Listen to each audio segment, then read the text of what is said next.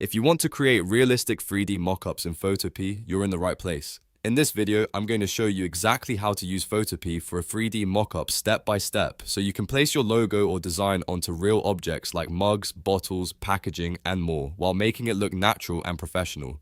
This is a super useful workflow, whether you're making client presentations, product previews, or content for your own brand. And if this tutorial helps you out, go ahead and hit like and subscribe for more easy Photopea tutorials just like this. Alright, let's jump in. First, open your mockup background image in Photopea. You can do this by going to File, then Open, and selecting the mockup file you want to work with. Once it loads, go to File again, choose Open and Place, and then select your logo or image file. This is the step that brings your graphic into the mockup so you can start fitting it onto the object. After placing it, make sure your logo layer sits above the object layer in the Layers panel. That layering is important because your design needs to stay on top while you adjust it to match the surface below. Next, right-click the logo layer and choose Convert to Smart Object. This is a very important step because it preserves the quality of your graphic and gives you more flexibility later. By converting it to a smart object, you can scale, warp, and edit it non-destructively without ruining the image quality. So if you need to make changes later, your design stays sharp and clean. Now, to make the alignment easier, lower the opacity of the logo layer to around 50 to 60%. You can do this right from the Layers panel. Reducing the opacity helps you see the edges, curves, and surface details of the object underneath, which makes it much easier to position your design accurately.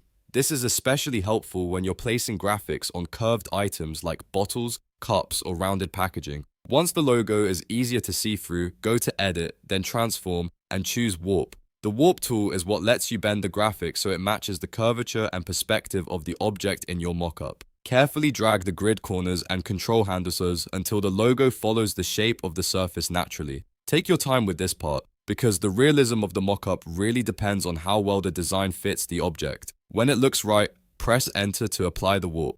After that, bring the opacity of the logo layer back up to 100%.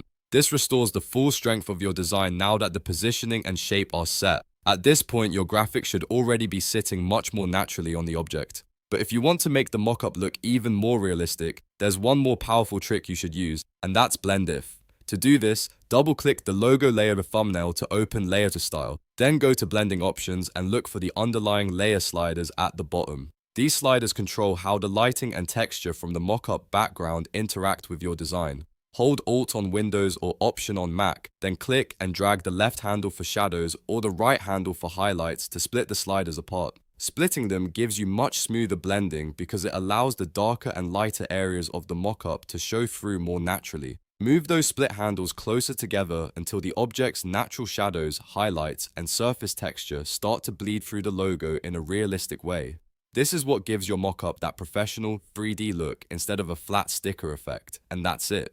You've now learned how to use Photopea for a 3D mockup the right way. You opened your mockup, placed your graphic, converted it to a smart object, lowered opacity for better alignment, warped the design to fit the object, restored opacity, and used Blend If to create a realistic finish. If this tutorial helped, make sure to like the video and subscribe for more Photopea tips, design tutorials, and easy step-by-step guides. Thanks for watching, and I'll see you in the next one.